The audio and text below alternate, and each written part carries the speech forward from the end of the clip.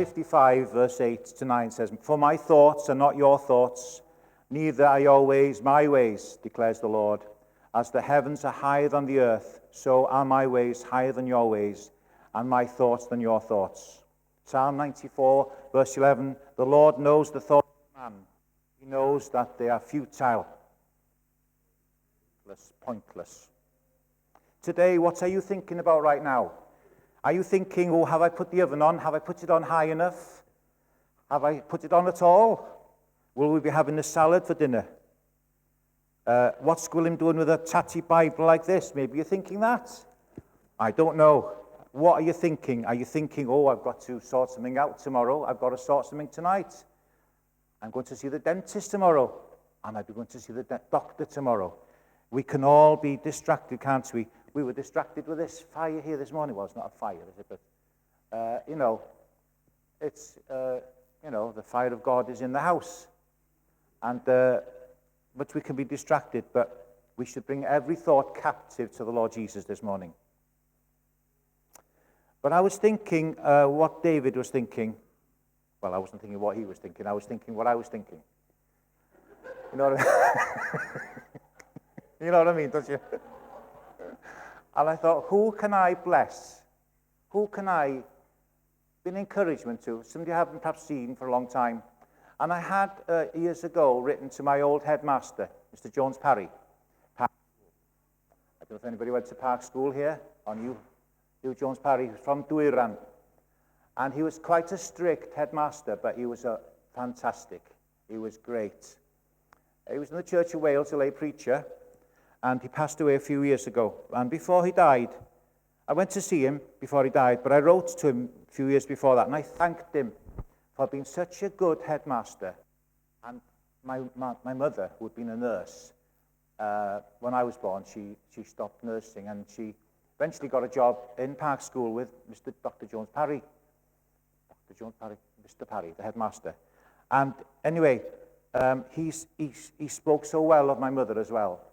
But he was so blessed to have a letter to say that I appreciated his work, really. He'd retired now, but he was so blessed. And I was so blessed to thank him. And I thought, who else? Well, I thought of our old doctor, Dr. Emrys Evans.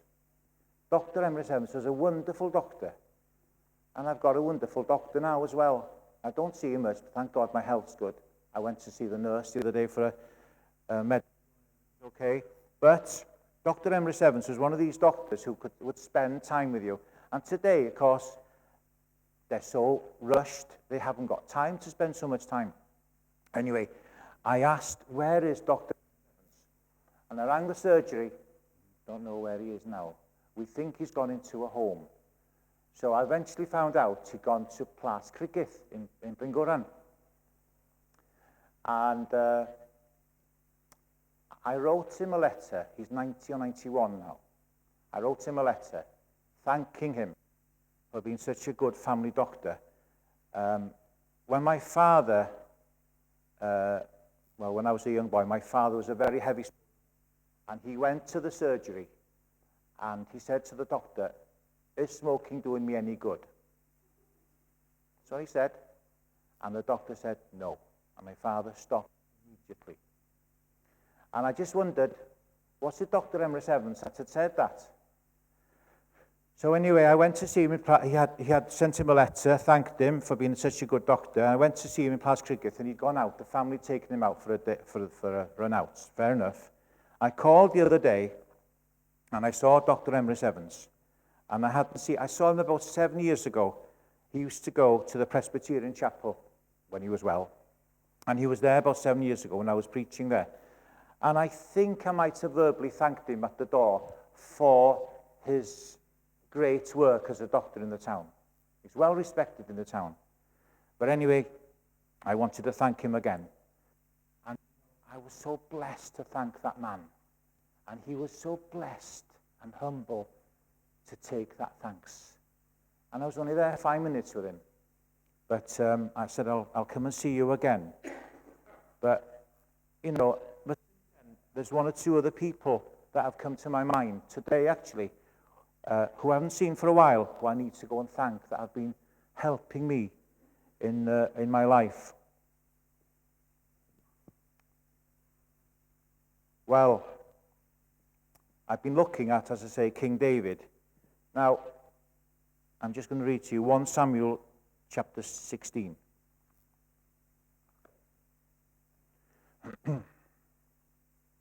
Verses 6 to 12.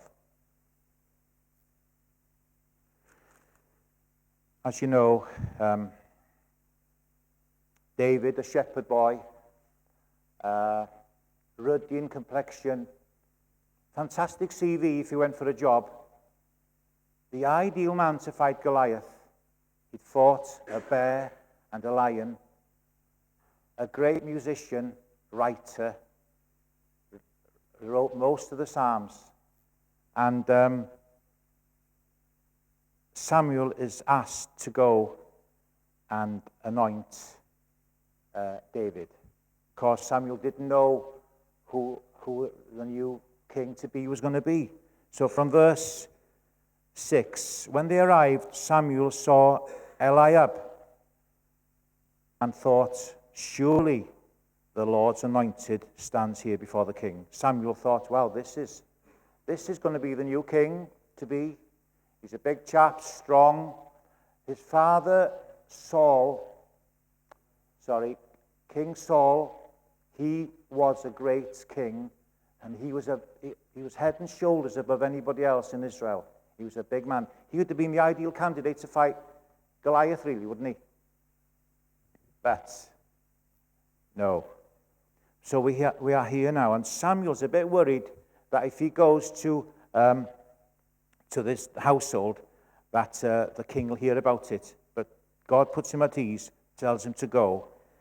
And Samuel thought that Eliab was going to be the new king to be. He said to Samuel, do not consider his appearance or his height, for I have rejected him.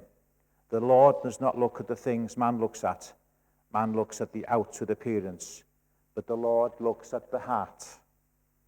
Then Jesse called Abinadab and made him pass in front of Samuel. But Samuel said, the Lord has not chosen this one either. Jesse then made Shammah pass by. But Samuel said, nor has the Lord chosen this one. Jesse made 7 of his sons pass before Samuel. But Samuel said to him, the Lord has not chosen these. So he asked Jesse, the father, are these all the sons you have? Well, they're still the youngest, Jesse answered, but he is tending the sheep. Samuel said, send for him. We will not sit down until he arrives. So he sent and had him brought in. He was ruddy with a fine appearance and handsome features. Then the Lord said, rise and anoint him. He is the one. And he was the one that was chosen instead of Saul eventually. He had to wait a long time to be king, but he knew who he was. And maybe when he was in that field tending the sheep, he was playing the harp. In those days, you could make a harp out of 2 bits of wood and some animal gut and make a bit of a music. And maybe he was there praising God. But anyway, he was the man. And then in the next chapter, we look at David and Goliath. This is one of my favorite stories in the Bible. And I was so blessed the other day to read what David said to Goliath. David knew who he was in God. And of course, when he went there on a message from his father, Goliath for 40 days had been bragging what he was going to do. And both camps were on a hillside, and there's a valley in below. And if any side was to attack first, they would be at a disadvantage because they'd be in the valley. So Goliath had said, well, let's one of you lot come and we'll fight it out. And of course, Goliath was 9 foot tall, at least 9 foot tall. And he had an armor bearer as well. You wouldn't think he'd need an armor bearer as well, would you? But there we are. And he must have been quite a frightening sight. It was the fear. It was that frightened the Israelites. But David came there, and he overcame. He didn't have fear, and he overcame all this fear. And he came, and Goliath, I'll just read what he says.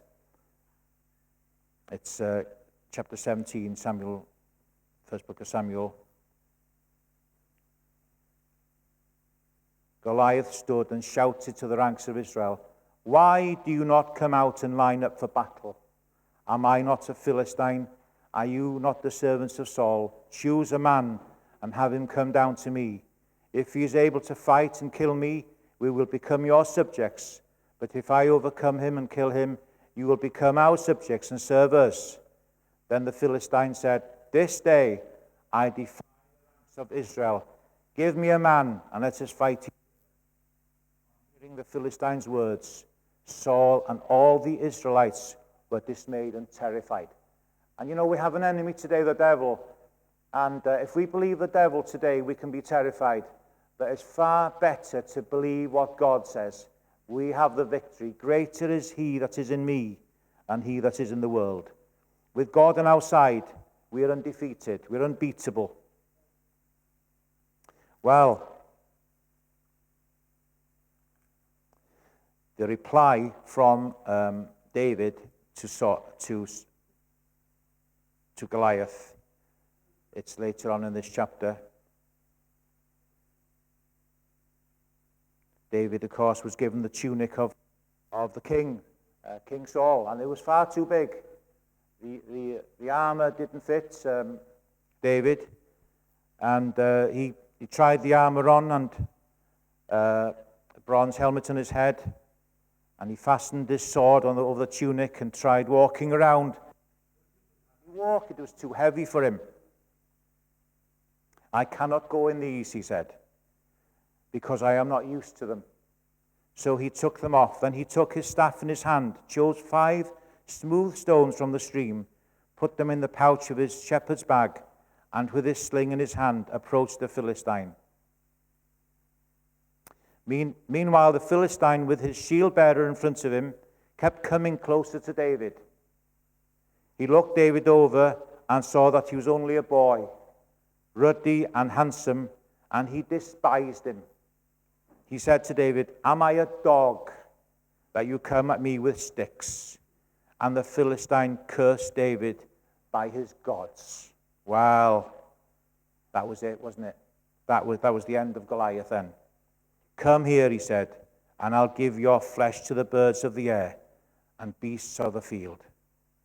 This is fantastic, this.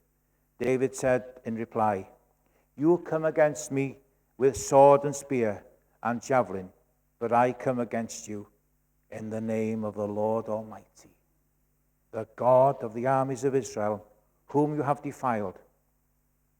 This day the Lord will hand you over to me, and I'll strike you down and cut off your head. Today I will give the carcasses of the Philistine army to the birds of the air and beasts of the earth, and the whole world will know that there is a God in Israel." And we know this morning, don't we, guys? We know there is a God that loves us.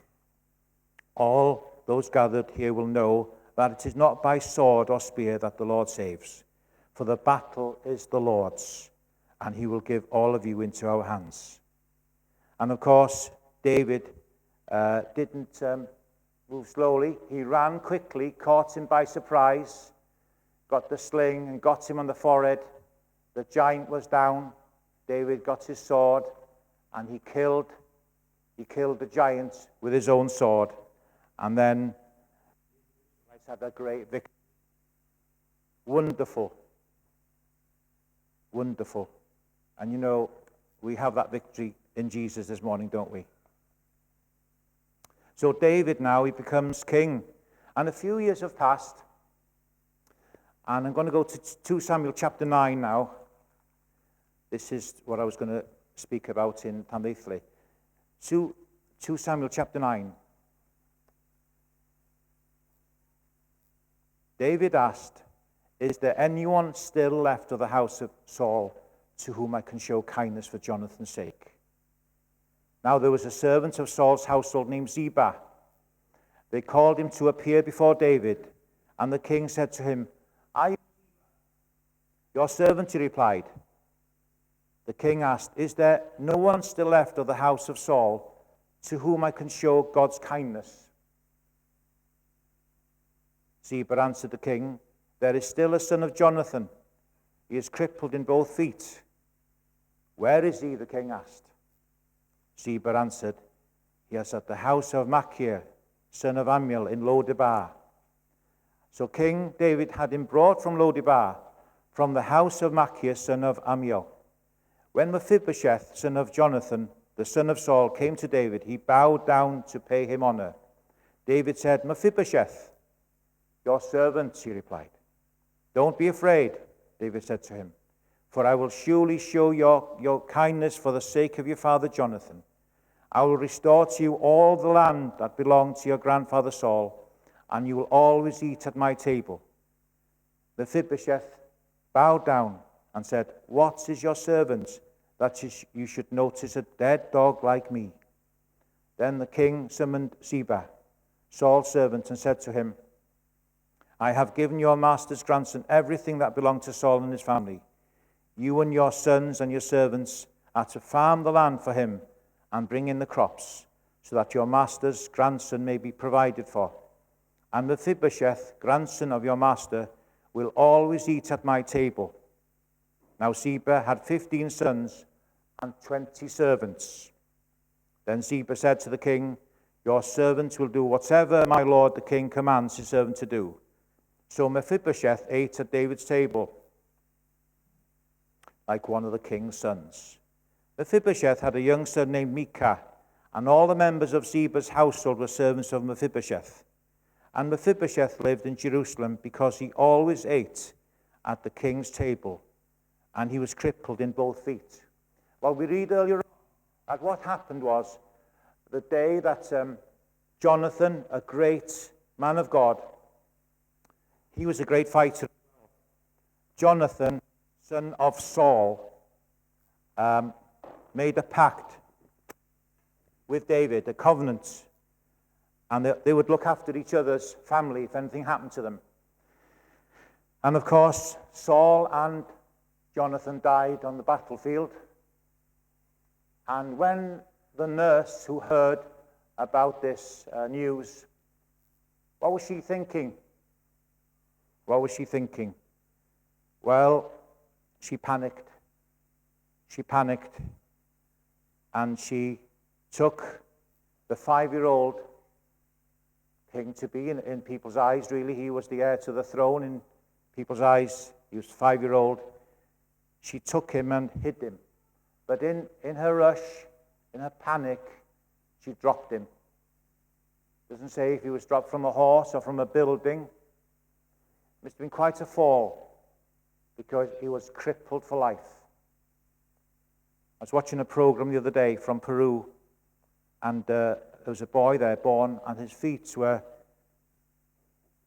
like that, I think they were, or were they like that? Anyway, they were terribly deformed, and today you can sort that out. It's not a thing you can do. I mean, God can do it immediately, of course, but medically they can sort that out, and they can get the feet right.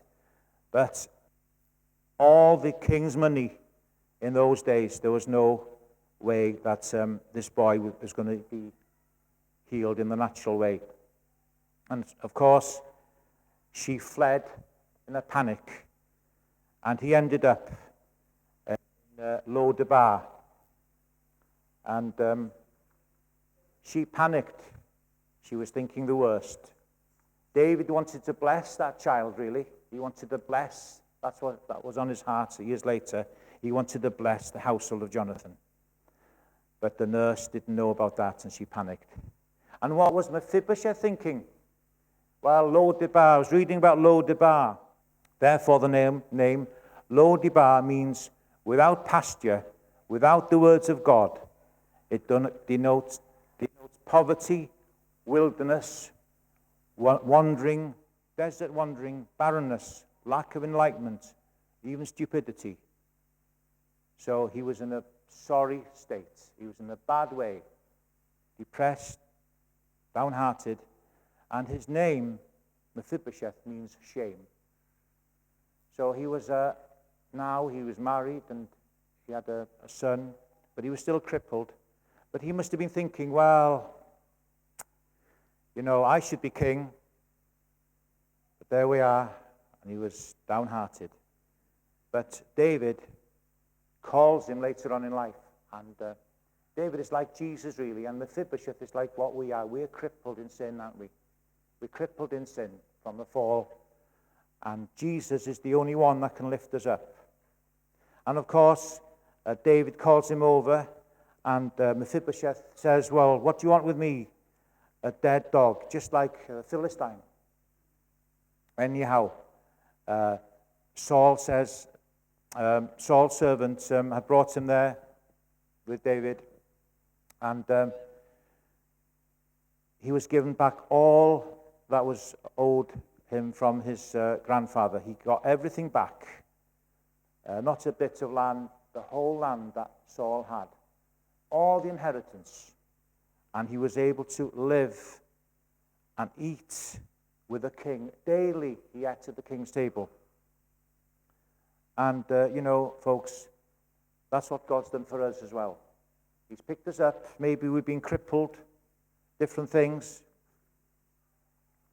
Perhaps perhaps our parents have abandoned us, let us down, or our husband or wife has let us down, abandoned us,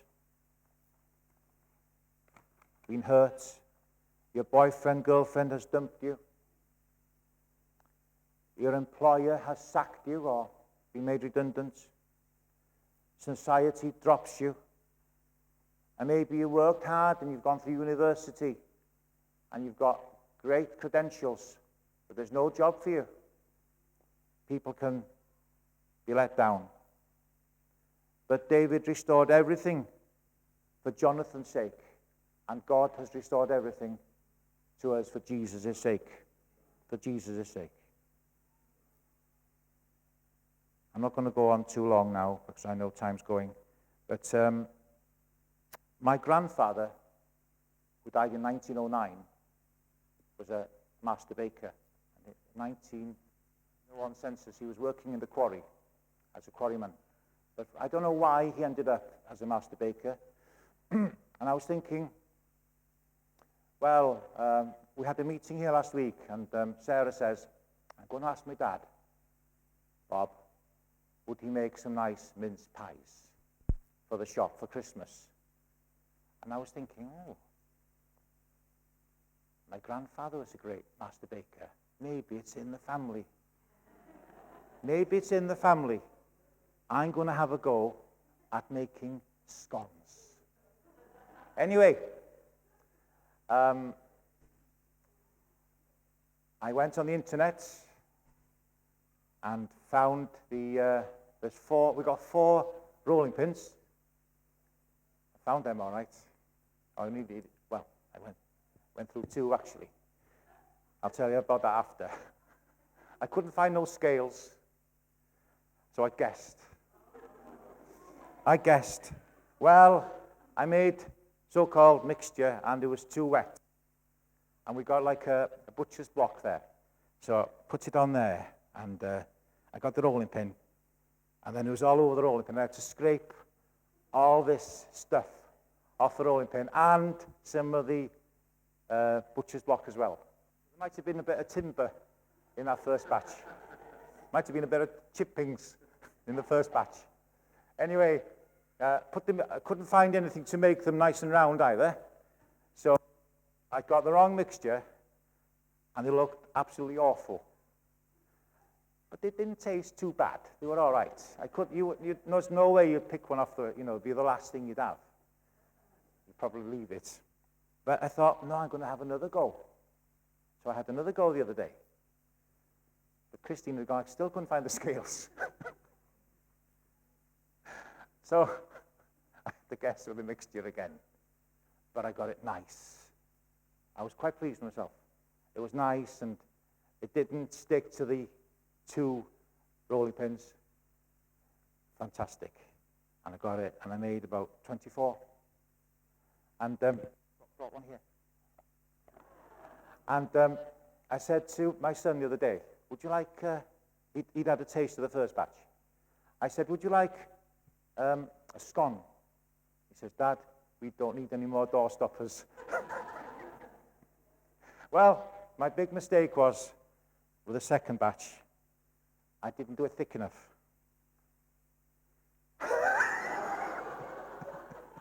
That's the last one. I wonder why nobody's eaten it. And it is probably, you might break your teeth on it. But you see, I didn't go with the instructions. If I'd have followed the word of God, if I'd have followed the recipe, had everything ready, I would have been, well, Penny, she does fantastic scones. Should have asked Penny to bring a scone in today. Penny's scones are like that. And perhaps next time mine will be like that. But because I didn't stick to the recipe, because I didn't have the necessary things, I guessed in my own strength, I was a failure. And in our own strength, we are a failure today. No matter what good works we do, our good works won't pay for my sin, our sin. It's the blood of the Lord Jesus Christ that pays for sin today. He's died on the cross, paid the price. We've got to accept him and believe in him. And that's the way we'll go forward. So I'll just leave that with you. And if anybody wants this scone, don't rush.